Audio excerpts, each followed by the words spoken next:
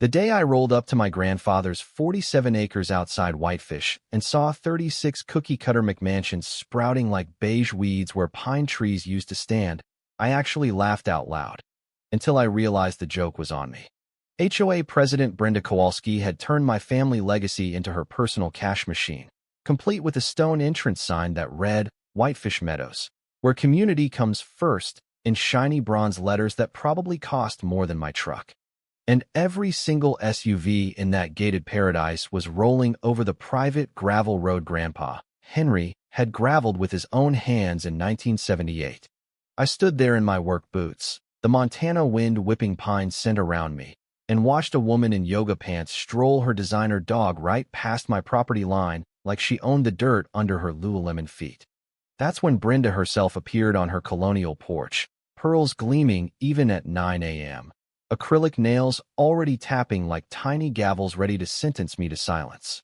"Can I help you, sweetie?" she cooed, the same tone people use on raccoons before calling animal control. I pulled out the deed, yellowed, notarized, ironclad, and held it up like a shield. "Yeah, you can explain why 36 families think they bought houses on my land." Her laugh was pure hyena in heels. "Oh, honey, that silly tax sale mix-up was settled years ago. Maybe you should get a real lawyer instead of whatever Craigslist special you found. We all follow the rules here."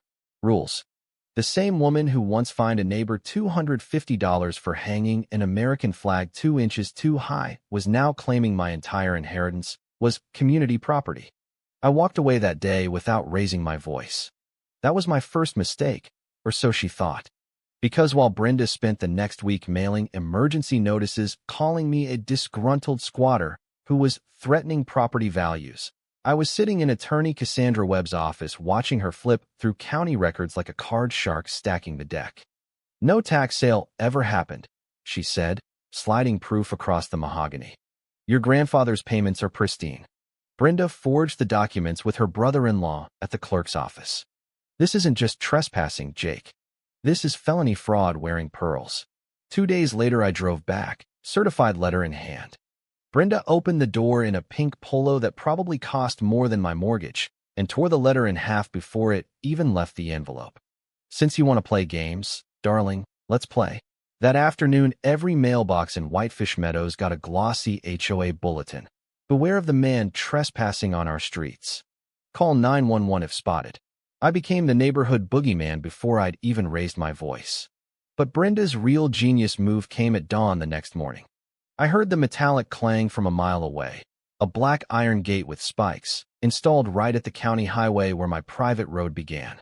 Not at their entrance, at mine. The message was crystal clear. You don't play ball, you don't drive. Except she'd just done the one thing no criminal mastermind should ever do. She put her signature on my property in steel and concrete. Cassandra actually laughed on the phone. "She just handed us the smoking gun, Jake. Gating someone else's private road? Criminal trespass plus property damage. We can demand removal and daily fines until it's gone."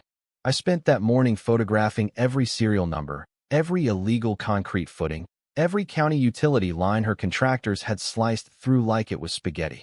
While I worked, a young mom pushing a stroller approached from inside the gate. "Sarah Parker, house 23, 2-year-old Emma on her hip. Are you the guy Brenda warned us about?" Her voice shook. I showed her the deed. Her face went white. "We used our life savings. David works 2 jobs. If this is all illegal," she didn't finish. She didn't have to. These weren't millionaires. They were families Brenda had sold a dream built on stolen dirt. That night I sat in my tiny apartment in Billings, staring at the photos, the forged documents, the gate. Brenda thought she'd cornered me. She thought the electrician with grease under his nails would just slink away. She had no idea I was already rewiring the entire game. By sunrise, Brenda had doubled down. Hired Pine security, ex-military types who looked like they'd wandered off a battlefield and into suburbia. They parked their diesel generator right at my gate, filling the crisp mountain air with exhaust and attitude. When I walked up with my camera, the lead guard, Chuck, built like a refrigerator, stepped forward. "Private property, pal. Turn around." I held up the deed. "This is my private property." He smirked. "Ma'am pays the bills. You look like trouble." Trouble. That word became my new middle name. Brenda's next masterstroke arrived via certified mail. A cease and desist from her cousin, the paralegal, threatening a restraining order if I kept harassing the community. The same afternoon, my phone stopped ringing. 3 major electrical contracts vanished after every contractor in Whitefish received a concerned citizen email from Brenda@whitefishmeadows.com, painting me as a violent squatter under investigation. $15,000 in work, gone. The silence of my dead phone was louder than any scream. But here's the beautiful part about desperate Karens. They always overplay their hand. Brenda's defamation was in writing, with my business license attached. Cassandra's reply was one emoji I didn't know lawyers were allowed to send. Slam dunk business libel. She just paid for her own prosecution. I drove back to the development that evening and knocked on Sarah's door. She opened it looking exhausted but determined, little Emma clinging to her leg. I laid out the county records, the unpermitted construction photos, the electrical violations I'd spotted as a licensed tech. Outlets wired backwards, no grounding, fire hazards waiting for a spark. Sarah's hands shook as she pointed to her kitchen outlet. The lights flicker every time the dishwasher runs. I tested it. Sure enough, dangerous. This isn't just about land anymore, Sarah. This is about your daughter's safety. She swallowed hard. Brenda's collecting extra $200 special assessments from everyone for legal defense funds. 36 houses. That's over $7,000 a month she's pocketing while calling you the villain. Protection racket wrapped in pastel HOA stationery. Then Sarah dropped the real bomb. She called a mandatory meeting last night. Anyone who skips gets fined $500. New rule, no talking to outsiders. Anyone caught fraternizing with the enemy faces eviction. I left that kitchen with the smell of fear and fresh coffee still in my nose.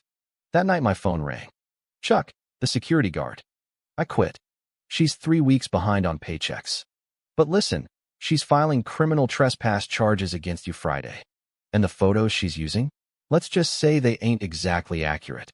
Friday morning I showed up at the gate with my grandfather's original survey stakes, camera, and zero fear.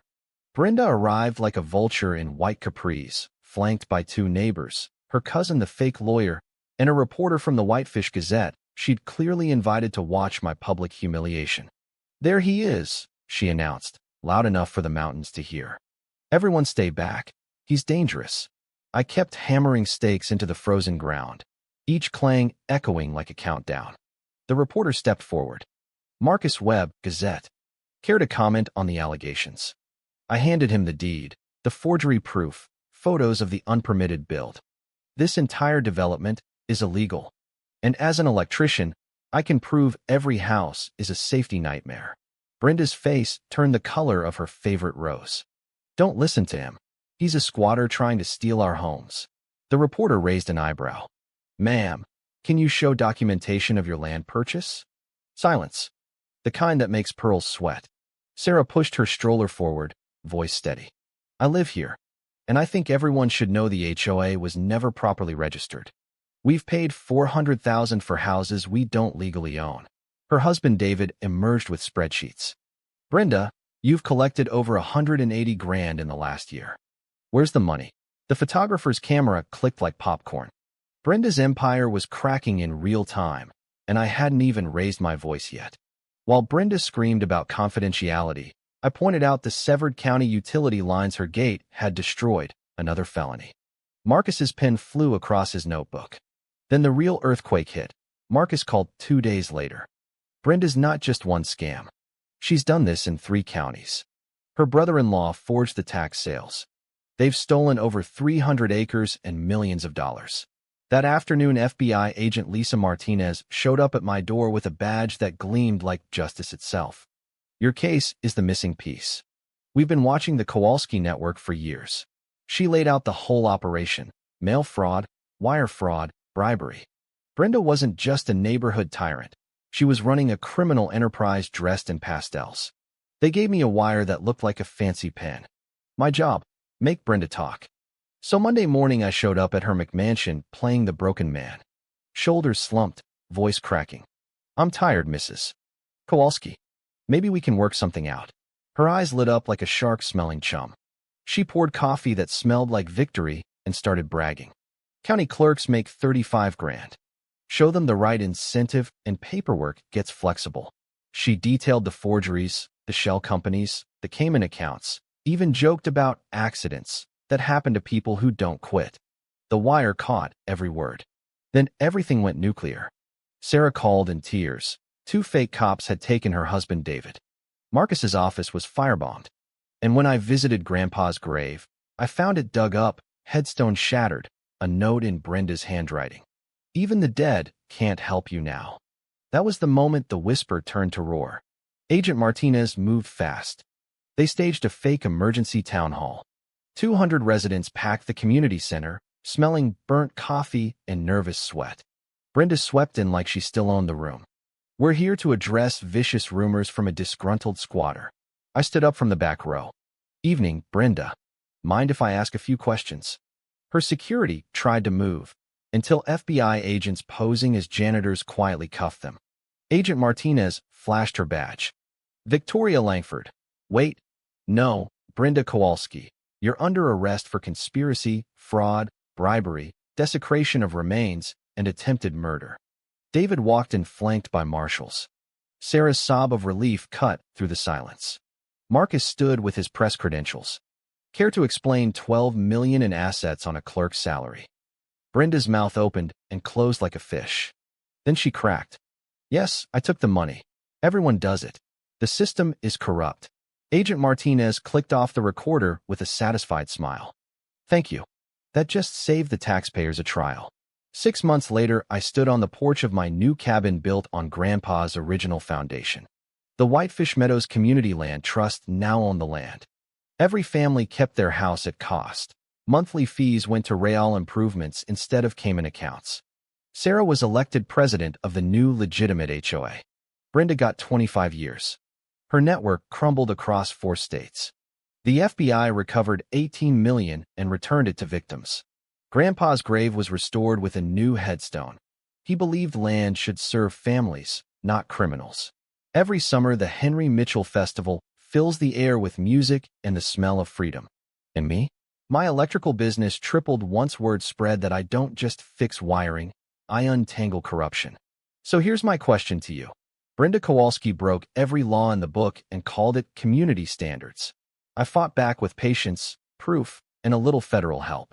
Tell me in the comments. Was I the villain for tearing down her empire, or was she the real criminal the whole time?